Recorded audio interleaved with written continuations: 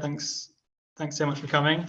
Yeah, we're just on the housekeeping, I suppose, for the presentation. I mean, if you have any questions, do put them in the chat, but please keep yourselves muted for that. And then following the presentation, we'll be having a kind of discussion, and we can keep that pretty inclusive because it's a pretty small group. And so yeah, we'll just be discussing you'll be discussing your experiences with communities of practice, maybe challenging some of the ideas that I raise, or pointing out how that could be adapted to different parts of Africa, or how it's different in different parts of the world, because I know we've got quite an international group. The other thing is that, yes, as Maria said, this is going to be recorded, so hopefully that's okay with everyone. And yeah, I think that's everything. So yeah, I'll just start with the presentation. Let me share my screen.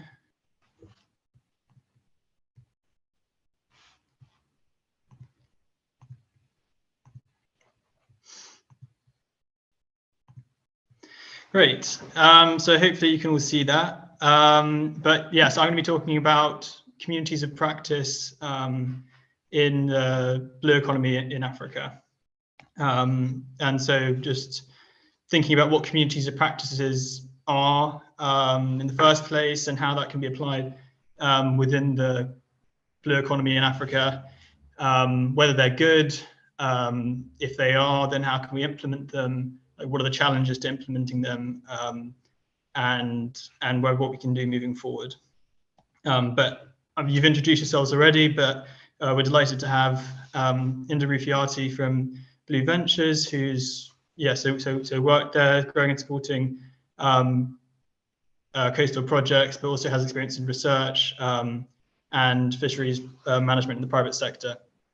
Thomas, sorry, I apologize, I may have spelled your name wrong there, but we have Thomas Costas from Deep Ecosystems, we're delighted to have as well. So the work you're doing with kind of building ecosystems in different parts of the world is obviously very relevant to this, and you may have some insight as to how it works in different locations. Edwin, also delighted to have you from the Intergovernmental Oceanographic Commission at UNESCO, and I know you also have worked as an environmental scientist as well, and then Maria from the Oceania Azul Foundation in Portugal. Also delighted to have you, because obviously this is the same kind of thing that we're trying to build here, but in a different place. So we'll hopefully get a lot of different opinions and take it from there. So communities of practice are, just on the face of it, they're groups of people who are working together, either working on a common goal or working, in parallel. So they could be in a company, they could be in a country, they could be, a global initiative, but there's a kind of common goal there, and they share knowledge, and that is exactly what community practice is. It's people who work together and share knowledge in some capacity. And in order to be a member of an effective community of practice, there has to be an alignment between the members, and that's really important. And there's this idea that people talk about of thinking together, which means that when they're moving towards that goal, obviously there's always going to be some kind of conflict and disagreement, but they had the same ideas in mind. So with the blue economy, it might be that the fundamental things are, say, ocean health, kind of supporting local communities and fostering innovation. But it also goes deeper than that, and it can run into some problems, as we'll see later. But obviously communities of practice are at the center of it. It's people joining them, so they have to have some kind of incentive to do so, and it's often broken down by the individual who's looking to kind of foster their networks and kind of increase their kind of legitimacy within that community, the reputation side of things. And then obviously they're also looking to get knowledge, and that knowledge is transferred in a kind of an active way, not in a kind of a tacit way, but it's a constant kind of conversation between members of the group. And then for the community, the kind of service offer, as it were, of communities of practice is the ideation and the kind of democratization, I suppose, of information. And then if it's a company for an organization for profit, then obviously it's looking at, either way, it's looking at business outcomes, and then also the innovation that comes from those interactions between individuals. So that's at the core what communities of practice are. And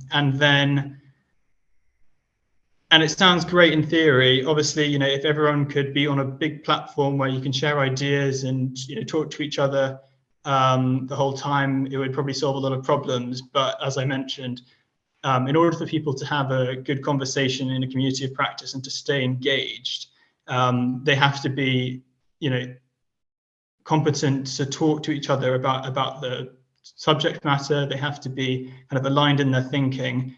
And if that isn't the case, then they won't engage with the community of practice. So, for example, if an organization sets up a community of practice where people can meet for coffee and talk about work, then they get a free coffee or something as an incentive, then they might go a few times, but ultimately, if they're not kind of aligned or thinking together, then they won't have any incentive to kind of return to that community of practice. So it's not really a sustainable kind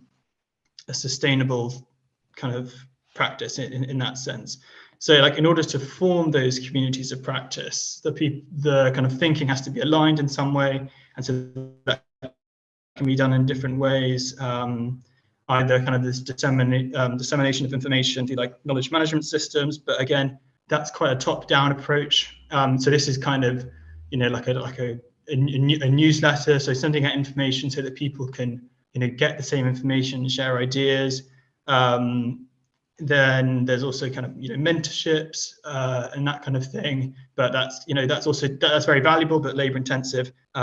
Teams working together is obviously a great way of kind of aligning people's kind of ways of working and thinking, but some companies ban their employees from public communities of practice because of fears of kind of confidentiality or just competition in some way. Learning groups are great. This is exactly what we're doing here, so hopefully we can all learn something. But the reach is always limited. And then social learning platforms is an interesting idea, kind of gamifying or kind of social media-ifying communication to make it more kind of enticing or to boost a service offer, I suppose. But that requires investment on the outset. But those are some of the ways that you can foster relationships in order that communities of practice can actually be productive, because people will want to remain in them. So first, just briefly talking about the blue economy in Africa. There's so many groups involved in the blue economy, which is one of the problems. But if you want to break it down into a few categories, there's businesses, so that goes from coastal communities, tourism, shipping, all of that in kind of business. Science, so that's from research to universities. Innovation covers kind of at least this is just one way of looking at it, but innovation covers startups, incubators, and investors as kind of three main groups. Policy, all the way from municipal to international, and then development organizations, like NGOs. So those are the kind of main groups within the blue economy. And it's so important in Africa, especially because, well, for one thing, fishing is obviously, as you can see from the stats, and as you will know, is not only a vital source of food for so many people, but also a massive provider of income in Africa, and especially for people who are already vulnerable and kind of on low wages and that, and so it's a very important kind of part of the economy. But there's also a massive opportunity for growth as well. And there's some stats that the blue economy they're hoping that it can more than double by 2033, although we're actually not on track for that at the moment. But either way, it's a massive industry globally, and it certainly can be for Africa too. And it's also a very prescient issue because obviously Africa is especially vulnerable to the effects of climate change. Without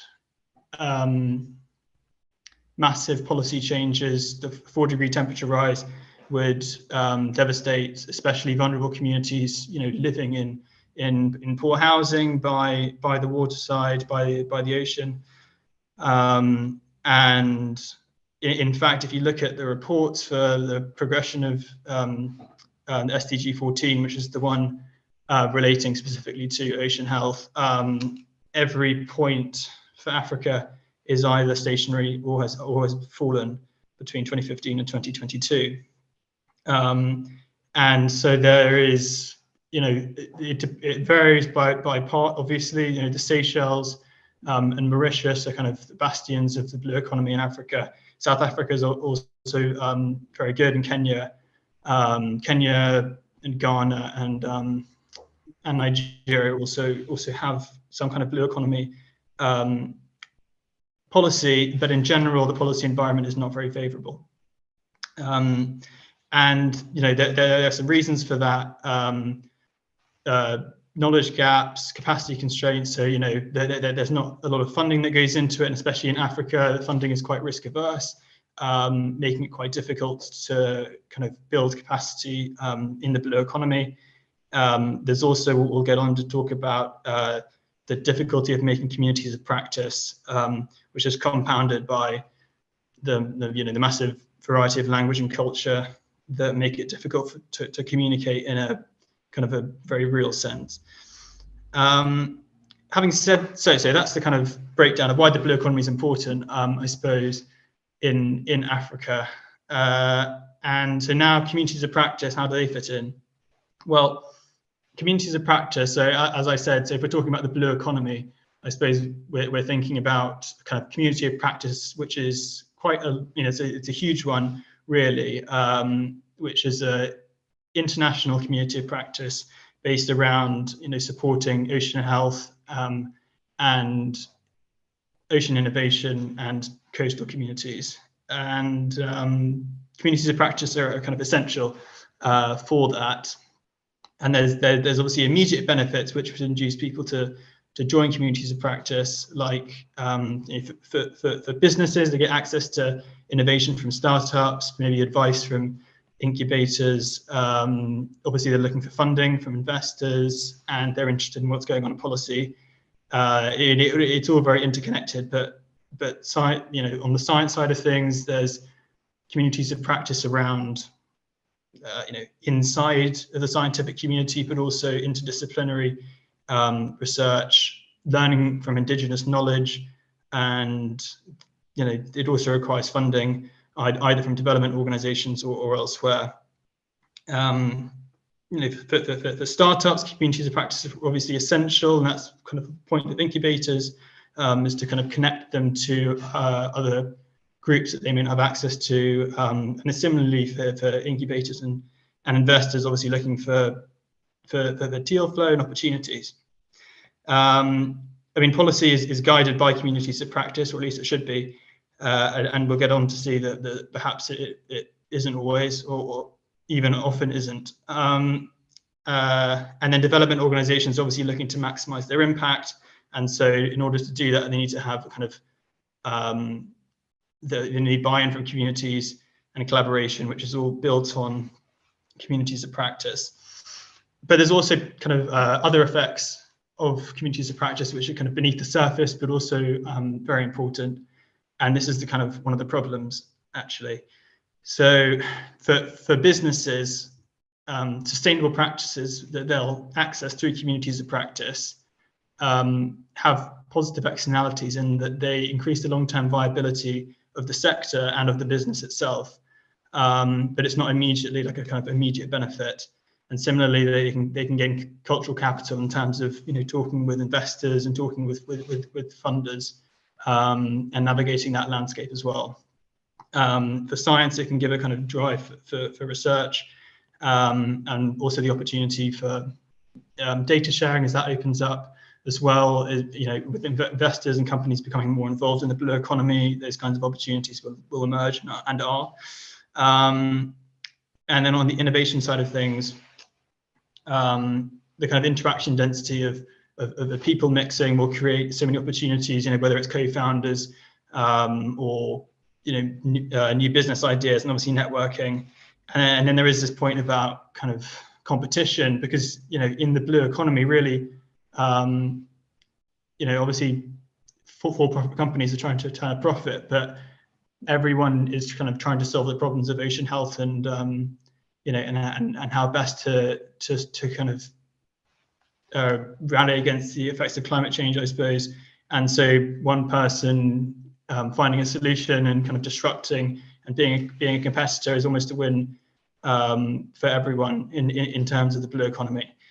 And then for policymakers, it's clear you can put a number on the positive externalities, which is the $53 billion lost annually due to climate change.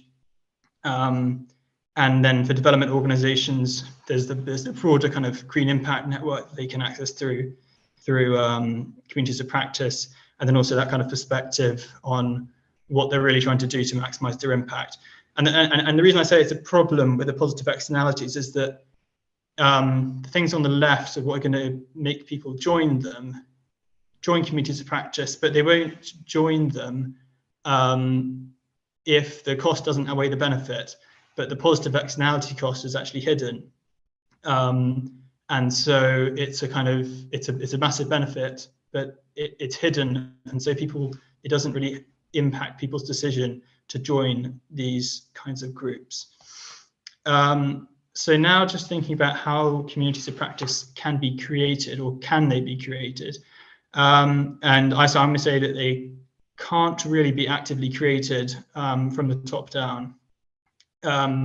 Which I'm sure people will have different opinions, hopefully, but the fact is that if it's created from the top down, kind of like an artificial construction, not only can it kind of stifle innovation in the sense that it's kind of, if it's built by the person that built it is obviously going to put their own kind of versions of knowledge into it, and put their own spin on or at least they might tend to, which is a bit of an issue. And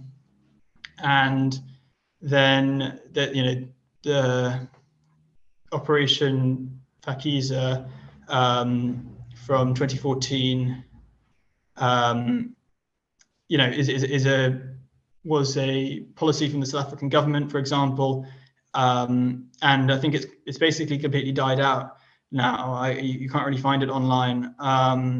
And it kind of failed to create communities of practice around it. It didn't listen to coastal communities. And in fact, it called itself, and this is another interesting kind of debate, I suppose, but it was referring to the ocean economy rather than the blue economy. And I wonder if there's a kind of like a value judgment ascribed to that difference. But, and that's the way it was described in the press.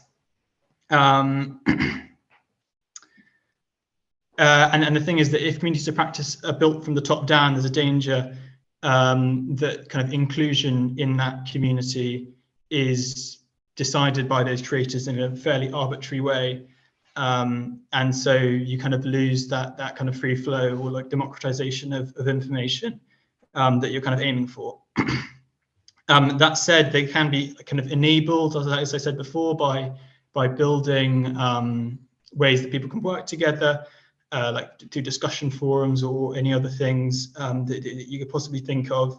But ultimately they have to be self-governed, which means that they're a grassroots thing, they're grassroots kind of construction, and they have to be driven by the reality of the fact that people in them are thinking together and are kind of aligned in their thinking. And so the SAIMI Blue Economy workshops that have been going on have kind of gone a long way to counter that kind of failure to include, for example, coastal communities in national policy. And that's one of the main things that they found from the most recent workshop on the, actually, I think there was one yesterday, but on the 5th of July, was that people felt excluded from national policy in the blue economy. So with that said, so there are ways to raise awareness, as I mentioned. So whether it's educational programs or getting people involved in community projects. We have new tools now, so that language barriers are less of an issue. The creation of Blue Innovation Funds would raise awareness within the investment committee, the investment ecosystem, and within the broader innovation ecosystem. So there are very many ways of raising awareness. And you also have to consider the fact that community of practice is something that people have to sign up for. And so it has to have some kind of a service offer. And as I mentioned before, I kind of break it down to reputation and knowledge as the two things that individuals were gaining or, wanted to gain from communities of practice. So whether it's a coastal community director, what would they gain from joining a community of practice that included, say, their peers and maybe incubators or development organizations. So that would be kind of connections, business acumen, a way to navigate the funding landscape. But at the heart of it, it has to be that they're part of a community of practice with people who are aligned with them. So, it's very difficult to form a community of practice between them and policymakers, as has been shown time and time again. With all of the, especially like in South Africa, for example, a lot of blue economy initiatives have been well-intentioned, but they've struggled, and I think it's for precisely that reason. And then the service offer for organizations, as I mentioned before, it's kind of tangible outcomes and innovation. So, a service offer for them, if you take the example of a kind of startup incubator, why would they join the blue economy, that wasn't already involved in the blue economy? Why would they join it? Well, they could gain specialized knowledge about that kind of incubation and sharing ideas about how to build blue economy programs. So yeah, this is kind of the end, but yeah, just some questions that sorry, that was probably a bit of don't know if I was making any sense, a bit of a whiz tour, but questions that I kind of thought were important to ask was, whether it's true that ocean communities of practice can or cannot be created from the top down.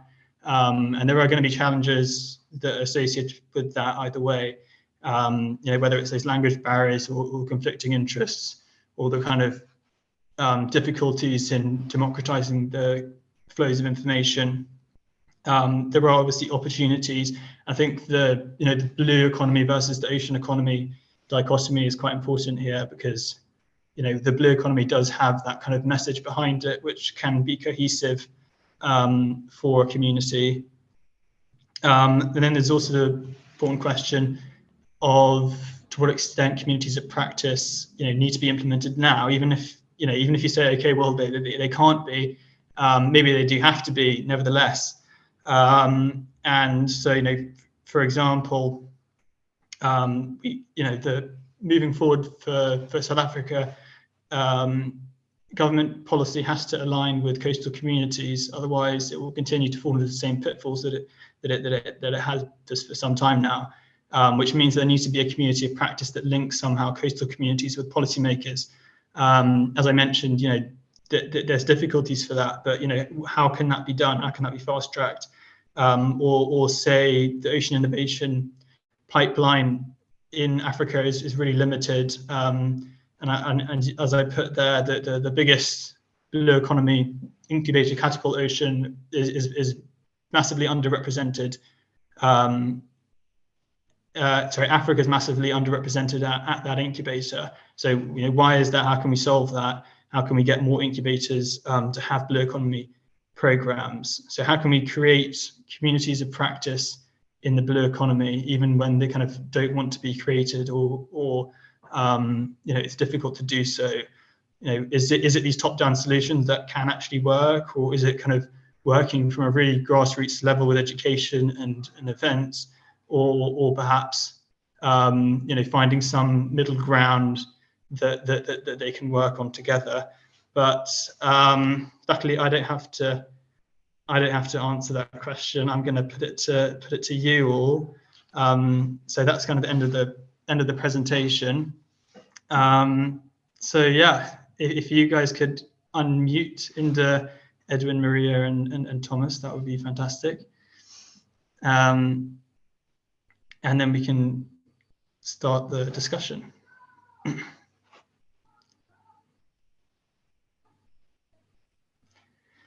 Brilliant. So I'm sorry if that was a bit of a quick go through, but does anyone have any thoughts about the extent to which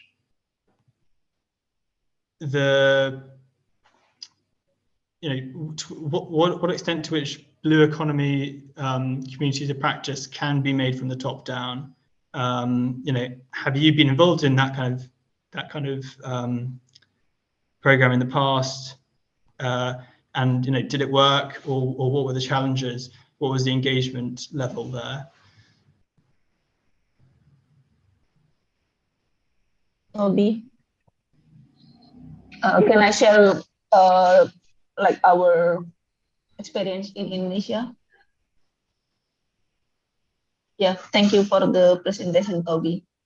But yeah, apologies if I don't really understand, like, will we create this COP, or this is just discussion stage, but we can discuss it later, because Masumi just sent me this invitation like last minutes. But basically, I can share you what we have in Indonesia. So Blue Ventures in Indonesia, we are working with 17 local NGO partners. So we give them technical support in community-based fisheries management.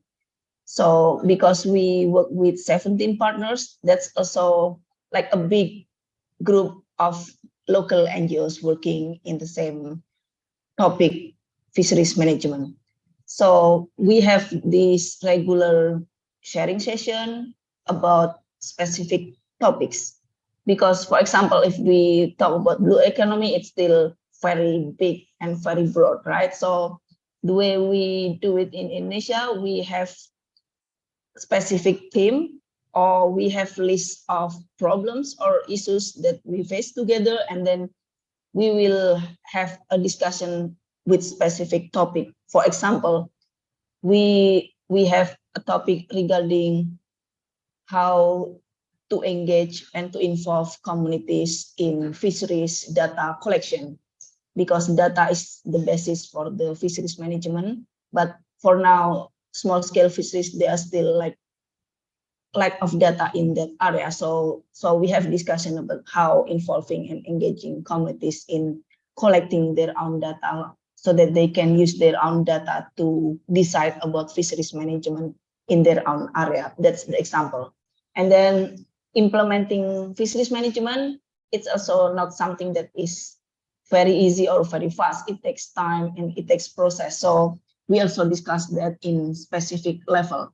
So I think my suggestion regarding COP, if we want to create one in the future, it is also good to also have like something that is more specific for discussion, because each stakeholder or each partner, they usually have experience in that area, and we can learn about the challenge, about the best practice, and we can learn from each other. That's what we do with the local NGO partners that we support. And then the other thing, we also have community exchange, and it is not our local NGO partners, but the communities we work with. So for example, because Indonesia is huge, so we have an event where officer in one village will visit another village, so that they can share about the activities that they do, from collecting the fisheries data and then using fisheries data to implement fisheries management measures. For example, they close several fishing sites for around 3 months or 6 months to allow fish or octopus or other species to grow bigger and to have space to lay eggs and to mate, etc. So basically, we also have community of practice, not only for the local NGOs we work with, but also for the communities that we serve.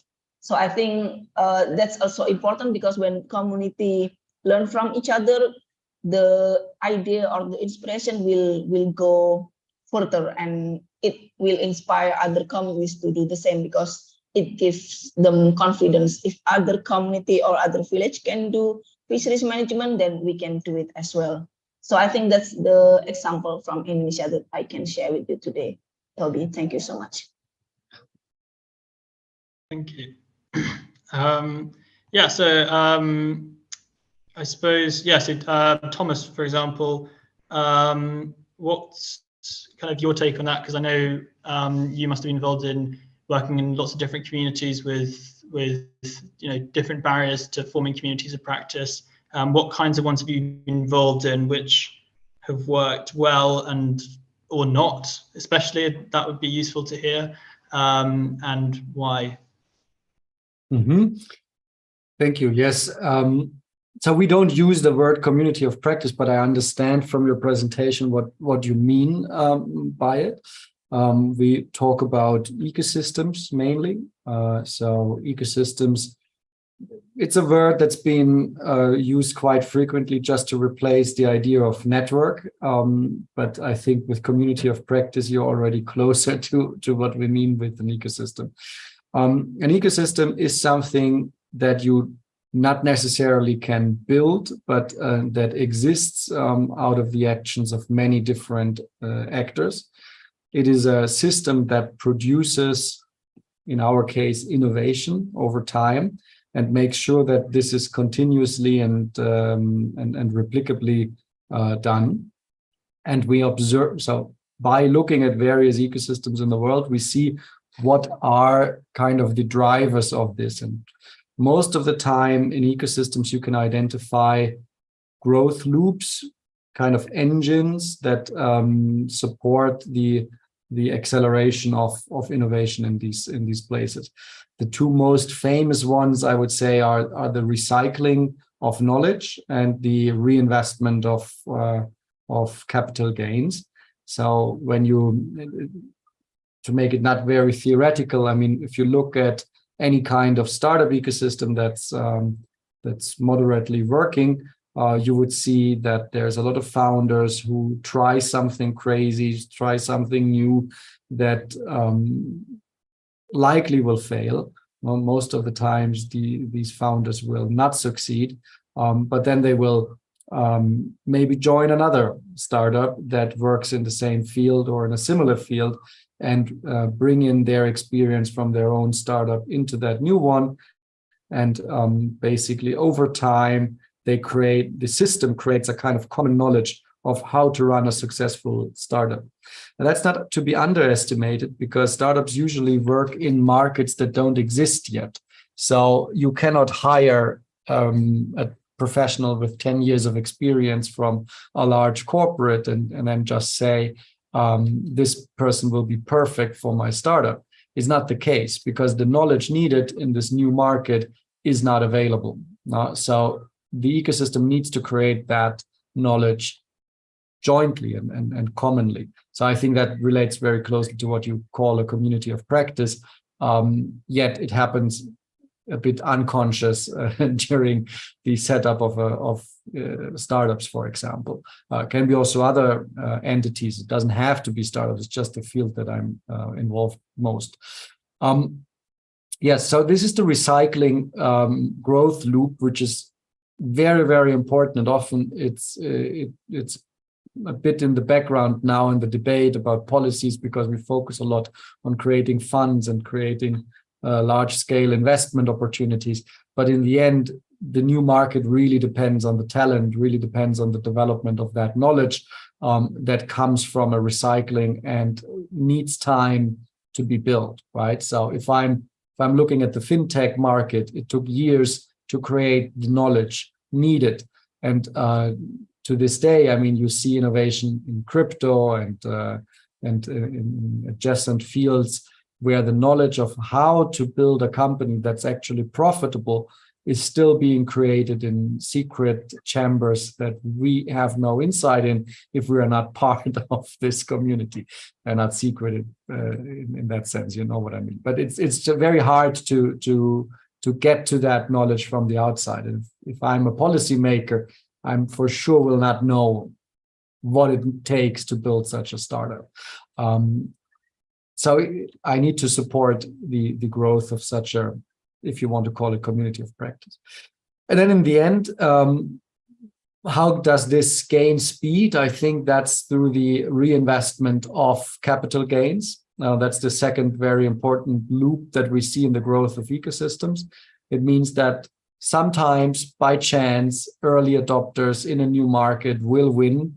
They will show good sales numbers and convince an investor, or they will speak to the vision of an investor that invests pre-revenue, and they will get some funding in, they will grow, they will ultimately exit, and these capital gains, they suddenly land on the bank account of a founder who just 5-7 years ago was just a geek doing something really weird that no one else understood. And what often happens is that these people are staying quite true to their origin, true to the community they come from, and they feel an allegiance to that. And they say, what do I do with a bunch of money that I just received on my bank account, which is much more than I ever dreamt of or I could imagine to spend on private pleasure. So what should I do with that? And very often they decide they invest in other crazy entrepreneurs that create something similar, something interesting in their mind, something that only they understand, because still we are in this kind of secret society where outsiders don't really get it. And then we see that the entrepreneurs that had capital gains invest that back into that community. And that is the moment where it gets traction, where it gets speed. And this is the second very, very important growth loop. Now, this is nice, it's a nice mechanic. Now, it's important that we understand that mechanic. Without these two growth loops, ecosystems don't work. There's probably other growth loops as well. But it's just a mechanic. It's not the reason that these things happen, right? So if we want to set up new ecosystems and we come up with a theoretical idea from looking at the world, and we say we want to have the blue ocean ecosystem, we cannot just say, let's try to create these loops, right? So it's not how it works, right? So we need to know the mechanics, we need to understand them, but we need to create the conditions and we need to incentivize the right people to act like this. And there's a couple of things that can be done. It starts from the education, the skill development, the inspiration, evangelizing of new technologies, going into where the talents grow, right? So we need to go where the best talents are, and we need to see if they can find their little secret societies where they can go into and play with new technology. We need to find the social capital that supports that. We need to have a feeling in society that's a good thing to play around with technology. It's a positive idea to become an entrepreneur. So social capital is important. Support networks are important. Maybe using entrepreneurs from other sectors to come in and teach about what they've learned creating their companies, etc. And then, of course, governance, that's the last part of it. Unfortunately, often it's the first thing that is being looked at when we want to create a new ecosystem. But it's the last part, I would say, is the governance and regulatory side of it, where we need to reduce barriers for investments. We need to make sure that high growth is possible. And yeah, I guess here the focus should be on really what it's used for. Regulations are seldomly used for talent. Talent doesn't care about regulations much. I think it's really about the high growth part. Do I have a system, a regulatory framework where investments are possible? Do investors feel comfortable in my jurisdiction to invest, or do I have rules and laws that kind of forbid an investment? Sorry, now I spoke a lot, but that's my observation from what we do. Yeah, thanks very much. Yeah, no, definitely, I think that's very true. I suppose one of the things is that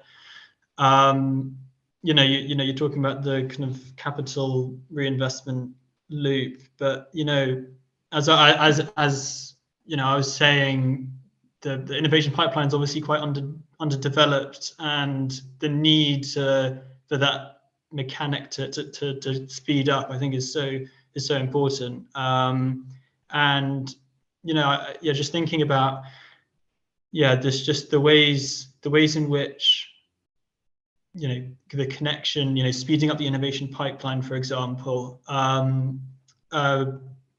Maria, I wonder if you had any thoughts about that, because I know that's kind of what you're working on a little bit.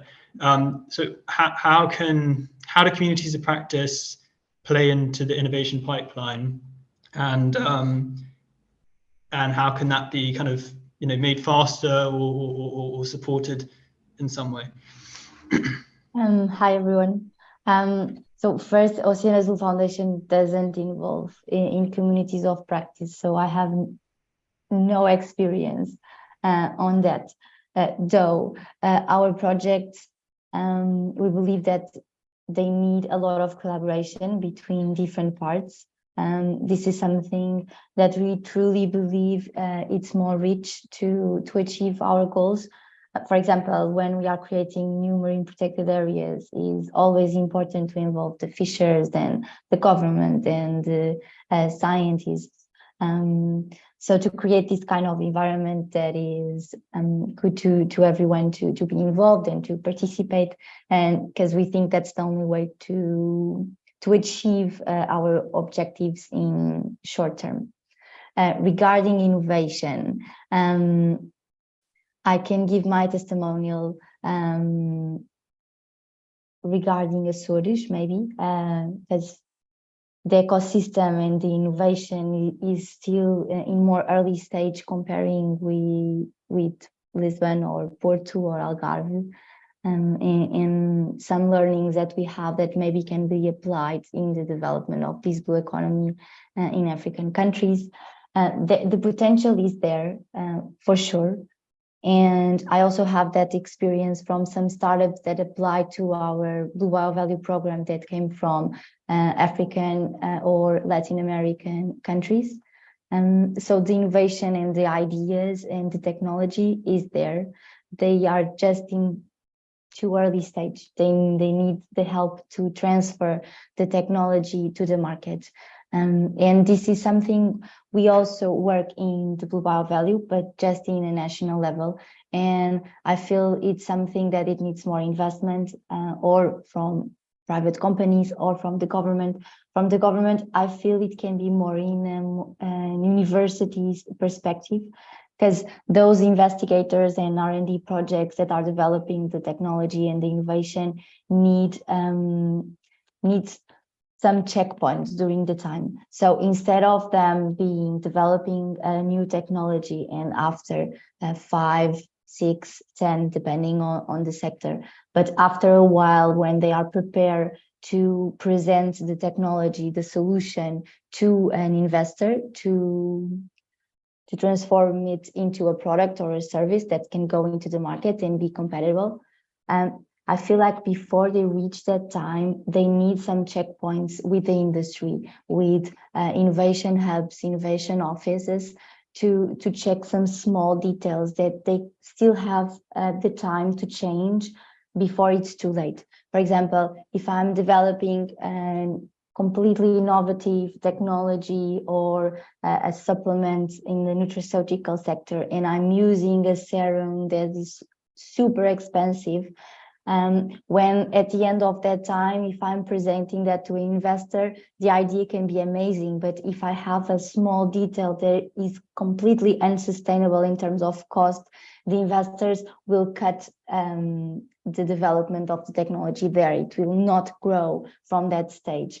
And that's just sad. So if those investigators have some checkpoints during the time, someone from the industry could tell them, your idea is amazing, what you are developing, it's good, but you have this small detail that you should adjust. And then he still has those 4 or 5 years to adjust those details. And at the end, the solution can grow and can receive the investment. So I feel in this kind of ecosystems that are still early stage, they have the technology, but they need more help from the industry to make sure that everything that is being developed is aligned with the needs of the industry, and they are not just wasting their time, and they are really contributing to the growth of the economy. Okay. Yeah, I suppose just yeah, the question is, you know, I agree, but why would anyone make that happen? You know, why would the industry bother? Or you know, whose responsibility is it? Because you know, if it's important that it happens, then how's it going to happen? You know, what do you think? Yes, well, I believe the industry wants it. At least we have that perspective here in Portugal. So all the companies right now, you have till 2030 to achieve a number of sustainable goals that for sure need innovation. This is a pressure that all the big companies are suffering right now. They need innovation, they need to achieve certain goals, and those R&D investigators can bring those solutions. This technology that is being developed can help those big companies to achieve some kind of goals. In Portugal, we had like last year the creation of a consortium that reunited startups and big companies, where we had some innovative solutions that could respond to some challenges in the industry. For example, imagine you need to substitute, you have a sushi restaurant and you are having a lot of demand on salmon or tuna. And this is something that is unsustainable long term. So it can, if you are in certain types of the globe and, for example, cellular agriculture is allowed in your country, it would be good for you to contribute to the investment of a startup that is developing a solution that will allow you in the long term not to depend on salmon from farms or from the ocean itself. It can be something that is good for you and profitable for you in the long term. So it's good when you as an industry can identify exactly what are your pains and to see in terms of the R&D technology projects what is being developed, or even if you are able to define your pain points, you can go to R&D investigators and have like small discussions with them for them to know what are your needs, and they can start their research based on something that they know will have demand for. So I feel like it's a win-win. Great, thank you so much. And then finally, I mean, we don't have much time left, but Edwin, Erlon, you raised your hand. Yes, I just wanted like to add something here. I totally agree with Maria, meaning that as an accelerator, we need to be that connector between all these stakeholders. And this is what we are doing now, because we have only until we have the decade to act before it's too late, right? And our challenge here as Ocean Hub Africa is that we are doing it at a Pan-African level. And if we keep at the Pan-African level, we might face a situation where we are not able to act fast enough to enable as many ocean impact solutions to be developed across Africa, and considering also that it's a continent with communities that are affected in different ways when it comes to the intersection between their development and the social economic development and ocean sustainability. And where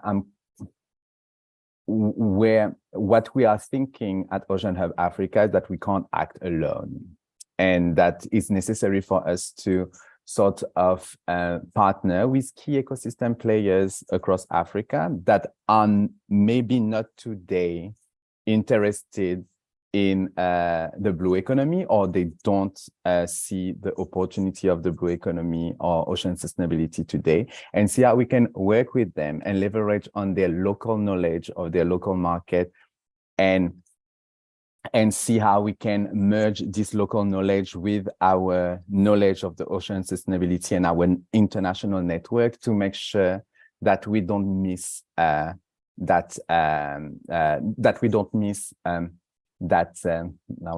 we are not like that we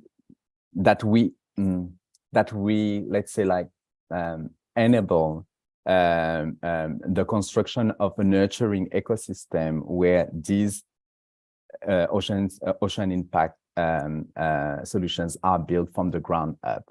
And this is where we are at now, and we think that communities of practice or ecosystem of ecosystems, as Thomas were saying earlier, can help us to face that challenge. But we really want to make sure that we're doing it in the right way. That's a win-win situation, and to leverage on experience of others when it comes to set up proper networks around that, to make sure that we can achieve that goal. Just before Edwin speaks around the ocean about the ocean decade. Yeah, Edwin, I'd love to hear your thoughts on that, about how we can kind of encourage others to kind of join that kind of movement towards supporting the blue economy in Africa, across the whole of Africa. So, and whether you want to talk about it from a kind of policy point of view or an investment point of view, I don't know. But yeah, I'd love to hear your thoughts. Thank you so much, Toby, and the rest of the team that we are here. I'll want first to say that I agree with you, totally agree with you on the top-bottom structure of forming community of practice. In my little experience about that, it's that it doesn't seem really to bear fruit in terms of having this community of practice functional or sustainable over time. Of course, community of practices, first of all, are a mechanism for partners to communicate, collaborate, and work together, as you say, and the thinking, alignment of thought is at the core of it.